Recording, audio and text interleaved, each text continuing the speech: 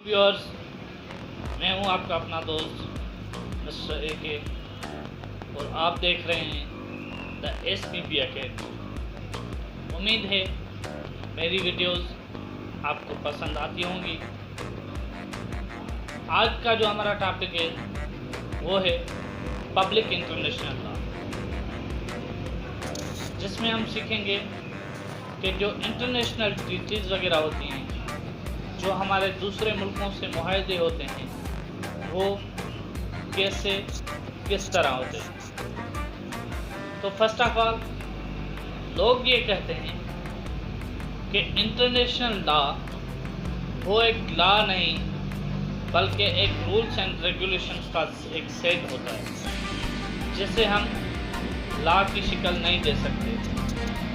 कुछ लोग कहते हैं कि नहीं, इंटरनेशनल लॉ भी एक नॉर्मल लॉ की तरह होता है जिसे हम इंटरनेशनल लॉ कह सकते हैं। तो आज हम इस पे डिस्कस करेंगे कि इंटरनेशनल लॉ एक्चुअली लॉ है या नहीं है।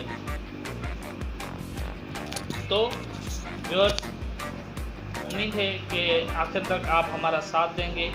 इस वीडियो में हम बिल्कुल डिस्कस करेंगे, अच्छी तरह से डिस्कस करेंगे कि इंटरनेशनल लॉ हमें किन किन हालात में काम करता है और किन किन हालात में हमें हेल्प करता है।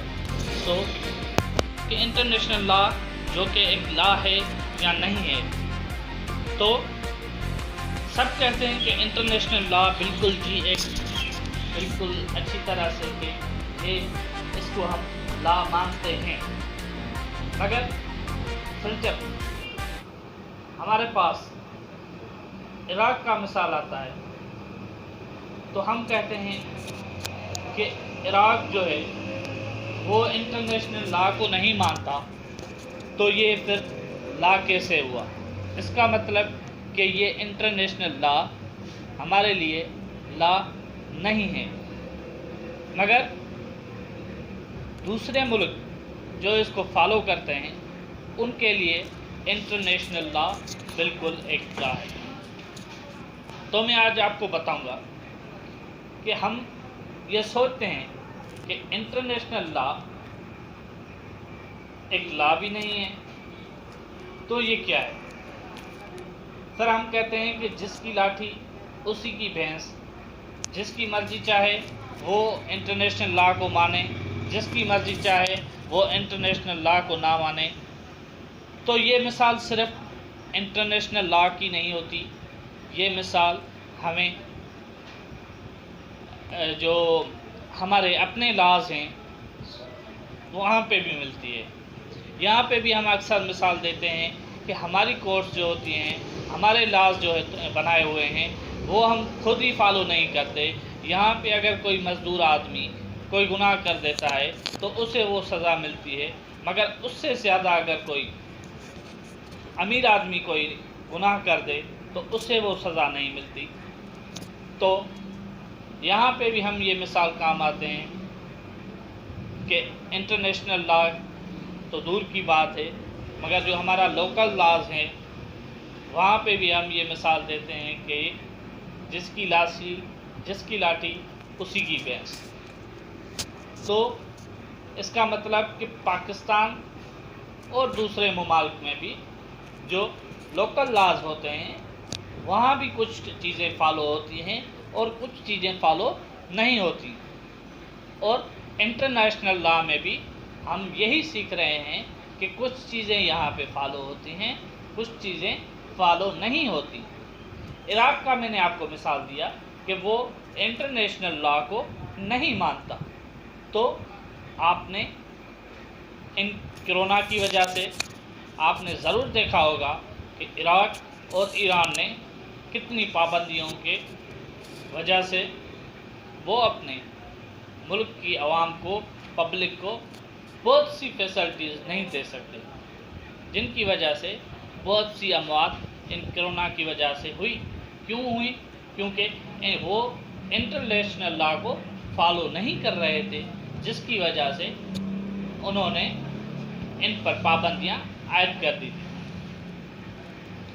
तो व्यूअर्स, आज हम डिस्कस करेंगे कि इंटरनेशनल लॉ की सिग्निफिकेंस क्या है जो हमें काम देती है। सबसे पहले तो इंटरनेशनल लॉ का हम नाम सुनते ही घबरा जाते हैं कि इंटरनेशनल लॉ आया, ये हमारा काम तो नहीं है, ये तो हमारी स्टेट टू स्टेट का काम है, फिर हम इस इंटरनेशनल लॉ को क्यों पढ़ें, हम तो अपने लॉ लोकल लॉ को भी नहीं पढ़ते। तो मैं आज आपको बताऊंगा कि इंटरनेशनल लॉ जो है बिल्कुल जो है उनकी जो ट्रीटीज़ होती हैं वो बिल्कुल इंटरनेशनल लॉ के तहत होती हैं, मगर हमने सोचा कि इंटरनेशनल लॉ जिसकी ट्रीटीज़ स्टेट वर्सेस स्टेट होती हैं, तो उसे समझने और पढ़ने में हम अपनी दिलचस्पी क्यों डालें।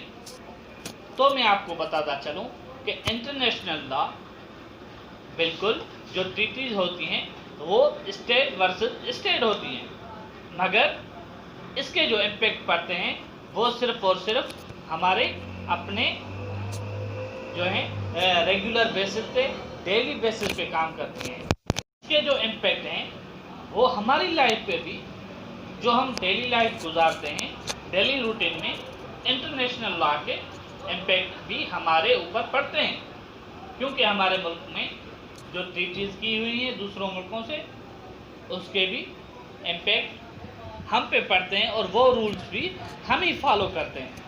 फॉर एग्जांपल, हम जब एक शहर से दूसरे शहर और एक स्टेट के बाद दूसरी स्टेट में जाते हैं बाय एयरप्लेन और अपना जो है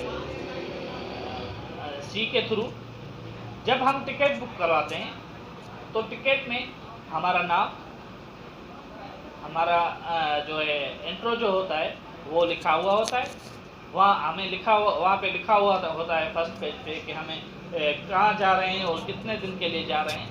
मगर जब उस टिकट के लास्ट पेज पे जाएंगे तो वहाँ पे कुछ रूल्स एंड रेगुलेशन लिखे हुए होते हैं कि आप ये टिकट, आपने ये टिकट लिए, आप फला मुल्क जा रहे हैं, मगर उसके जो हैं रूल्स और रेगुलेशन इंटरनेशनली ये हैं कि आप एरोप्लेन के सफ़र के दौरान आप ये चीज़ें नहीं ले जा सकते, क्योंकि ये चीज़ें वहाँ पे ममनून हैं। फॉर एग्जांपल, हम दूसरे मुल्क में यहाँ से जब एरोप्लेन पे सफ़र करते हैं तो कुछ चीज़ें हम नहीं ले जा सकते। फॉर एग्जांपल कि एक छतरी होती है वो नहीं ले जा सकते, और चाकू नहीं ले जा सकते, और वाइन नहीं ले जा सकते। ऐसी बहुत सी मिसालें हैं जो हम जब दूसरे मुल्क में जाते हैं थ्रू एरोप्लेन या दूसरी चीज़ों से, तो ये चीज़ें हमें बिल्कुल मना होती हैं। ये किसने हमें मना की है? ये थ्रू इंटरनेशनल ट्रीटीज़ की बुनियाद पे हमें मना की गई हैं। ये कौन कर रहा है? हमें हमारी स्टेट मना कर रही है कि ये चीज़ें आप नहीं ले जा सकते। क्यों नहीं ले जा सकते? क्योंकि हमारे मुल्क ने दूसरे मुल्क के साथ, दूसरे मुल्कों के साथ इंटरनेशनली ये मुआहदा किया हुआ है कि ये चीज़ें ना हमारे लोग आपकी तरफ ले जा सकते हैं, ना आपके लोग हमारी तरफ ले जा सकते हैं। तो ये क्या हुआ? ये सिंपल मिसाल था हमारा इंटरनेशनल ट्रीटीज़ पे कि हम अपनी चीज़ें जो नुकसानकार हैं वो दूसरी तरफ नहीं ले जा सकते, और दूसरे जो लोग हैं इंटरनेशनली वो हमारी तरफ ये चीज़ें नहीं ले जा सकते। तो ये थी हमारी पहली मिसाल। दूसरी मिसाल थी इसमें कि हम एक राइटर हैं फॉर एग्जांपल, और हमारा भाई कोई दुबई में है, कोई अमेरिका में है, और हम यहाँ से उससे एक ख़त लिखते हैं अपने कज़न को, भाई को, जो भी हमारा है रिलेटिव है, दूसरे मुल्क में रहता है, उसे हमने एक ख़त लिख दिया। वो जब हम ख़त लिखते हैं तो उसमें हम ये उसे बताते हैं, जो भी बातें बताते हैं, हमने ख़त लिख दिया उसे, वो हमने बाय पोस्ट कर दिया दूसरे मुल्क। मतलब कि हमने अपनी जिम्मेवारी पूरी कर दी, खत लिखा, पोस्ट में डाला, पोस्ट कर दिया। मगर कहाँ कर दिया? वो दूसरी स्टेट में खत हमने बाय पोस्ट कर दिया। अब इसका मतलब कि हमने अपने हिस्से का काम कर दिया। अब वो खत यहाँ से पोस्ट हो रहा है, जहाज़ में डाला जाता है, जहाज़ से फिर उतारा जाता है उस स्टेट में, उस स्टेट के बाद फिर उस शहर में जाता है। इसका जो प्रोसेस होता है वो कौन करता है? हमने अपने हिस्से का काम कर लिया, हमने पोस्ट खत कर लिया, पोस्ट से अपना गया एयरपोर्ट तक, एयरपोर्ट से फिर उतरा, वहाँ से भी कोई बंदा होगा ना जिसकी ड्यूटी होगी। तो ये क्या है? मतलब कि हमारी चीज़ें जो हम भेज रहे हैं वो दूसरे मुल्क तक पहुंच रही हैं। मतलब कि इनके आपस में क्या है, एक्टिविटीज़ बनी हुई होती हैं। ऐसा नहीं है कि हमारे जो खत हैं वो वहाँ से गायब हो जाएं, ये नहीं हो सकता। क्यों? क्योंकि उन लोगों की हमारे साथ ट्रीटी हो गई, हमने पोस्ट वालों से ट्रीटी की एक। अच्छा, मैं आपको बताता चलूँ कि ट्रीटीज़ क्या है। फर्स्ट ऑफ ऑल, ट्रीटीज़ हम जो मुआहदे करते हैं एक दूसरे के साथ, एग्रीमेंट जो हम यहाँ पे बोलते हैं, मगर इंटरनेशनली एग्रीमेंट को हम ट्रीटीज़ बोलते हैं कि ट्रीटीज़ करने की दूसरा नाम है एग्रीमेंट। तो जो हमने एग्रीमेंट की पोस्ट वालों के साथ, पोस्ट वालों ने एग्रीमेंट की एयरपोर्ट वालों के साथ, एयरपोर्ट वालों ने एग्रीमेंट की दूसरी स्टेट में उनके पोस्ट वालों के साथ, फिर उन्होंने हमारा खत डिलीवर किया। कितना प्रोसेस आ गया इस बीच में। तो इसमें भी हमारा इंटरनेशनल लॉ ही काम करता है, जिसे हम इंटरनेशनल लॉ कहते हैं। दूसरी एग्जांपल है, हमारे बंदे कुछ दूसरे मुल्क में जाते हैं, कुछ कमाने जाते हैं, कुछ पढ़ने जाते हैं, कुछ विजिटर्स होते हैं। बहुत से कामों के लिए हम एक स्टेट से दूसरी स्टेट तक जाते हैं। दूसरी स्टेट तक जाने के लिए हमें क्या करना पड़ता है? हम एक पासपोर्ट बनवाते हैं, वीज़ा लगवाते हैं, फिर वहाँ जाते हैं और बहुत से रूल्स एंड रेगुलेशन वहाँ पे हमें फॉलो करने पड़ते हैं। सारे बहुत से प्रोसेस से हमें गुजरना पड़ता है। अब उस प्रोसेस से गुजरने के लिए हमने बहुत जल्दी में सुना है कि पासपोर्ट बनाना है, वीज़ा लगवानी है, ये करना है, वो करना है, एयरपोर्ट टिकट लेनी है। मगर इसके पीछे जो प्रोसेस है हमारी डेली लाइफ में, वो हम सोचते भी नहीं हैं। कभी हमने सोचा भी नहीं है कि इस छोटी सी चीज़ के पीछे कितना ज़्यादा प्रोसेस होता है। हम जब पासपोर्ट बनवाते हैं उसका प्रोसेस क्या है, फिर जब हमारी वीज़ा लगती है, हम वहाँ से अप्रूव होता है दूसरे मुल्क से, तो कैसे होता है? इसका मतलब कि वो इंटरनेशनली हमारी स्टेट के साथ उनकी बहुत सारी ट्रीटीज़ की हुई, जिसकी वजह से हमें कोई तकलीफ ही नहीं होती और हम फ़ौरन एक स्टेट के साथ छोड़कर दूसरी स्टेट के पास चले जाते। तो इसमें भी क्या हुआ कि हमारी स्टेट नज़र आ गई कि foreign international public international law आ गया कि दूसरी चीज़ हम कैसे करते हैं। तो अब एक और मिसाल देता हूँ मैं आपको कि इंटरनेशनल लॉ हम कैसे फॉलो करते हैं, वो भी डेली लाइफ में। तो दूसरी मिसाल ये है कि जब हमारे मुल्क से फ़िज़ाई हदूद में हमारा मुल्क दूसरे मुल्क को, जब हमारा जहाज़ दूसरे स्टेट में जाता है, फिर वहाँ से निकल के दूसरी स्टेट में जाता है, वो कैसे जाता है? क्या हम ऐसे कर सकते हैं? हमारी फ़िज़ाई हदूद में अगर कोई खुदा न खास्ता बगैर बताए कोई दाखिल हो जाता है, तो हम फ़ौरन, हमारी जो सिक्योरिटी एजेंसीज़ हैं वो एक्टिव हो जाती हैं और उसे मार गिराती हैं।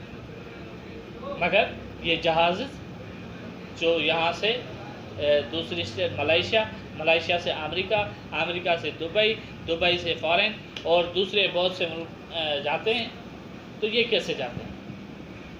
इनका भी छोटा सा मिसाल है कि हर मुल्क के साथ, हर किसी की, हर स्टेट के साथ, हर स्टेट की एक चीज़ बनी हुई होती है कि हमारा जहाज़ फ़लाँ टाइम पे फ़लानी जगह से आपके फ़िज़ाई हदूद से गुज़रेगा, जिसकी वो परमिशन देते हैं बाय रिटन। तो ये क्या हुआ? ये एक इंटरनेशनल ट्रीटीज़ हैं जिसे वो लोग भी फॉलो करते हैं और हमारी स्टेट भी फॉलो करती हैं।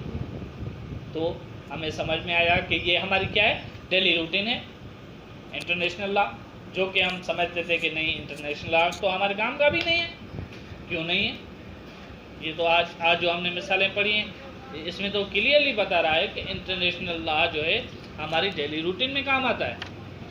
कुछ लोग तो हमारे लोकल लॉ को भी नहीं पढ़ते और हम जो काम कर रहे हैं वो तो हम इंटरनेशनल लॉ, जो काम हो रहे हैं वो तो इंटरनेशनल ही हो रहे हैं।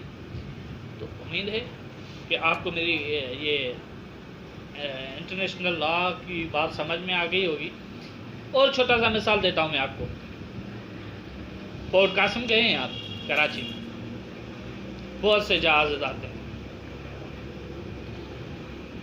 वो लैंड भी होते हैं और वहाँ से जाते भी हैं। तो वहाँ से जो सामान आता है या यहाँ से जो सामान जाता है, बड़ी बड़ी मशीनें आती हैं, बड़े बड़े दूसरे सामान आते हैं, तो वो क्या है? वो भी ऐसे ही आते हैं? नहीं, बिल्कुल नहीं। उनकी भी इंटरनेशनल लॉ के तहत बहुत सारी ट्रीटीज़ बनी हुई होती हैं जिनके थ्रू हमारे वो जो एक्सपोर्ट और इंपोर्ट का काम भी होता है। तो ये था हमारा इंटरनेशनल पब्लिक इंटरनेशनल लॉ। ये हमारा इंट्रोडक्शन था कि जो लोग कहते हैं कि नहीं पब्लिक इंटरनेशनल लॉ जो कि लॉ नहीं है, ये ऐसे ही है, उसको हम फॉलो नहीं करते, मगर आज हमने सीखा कि जो पब्लिक इंटरनेशनल लॉ है वो हमें बहुत सी चीज़ों में हमारी डेली रूटीन में, डेली लाइफ में इन्वॉल्व है। पब्लिक इंटरनेशनल लॉ हमारी डेली लाइफ में इन्वॉल्व है। उम्मीद है मेरी वीडियो आपको पसंद आई होगी।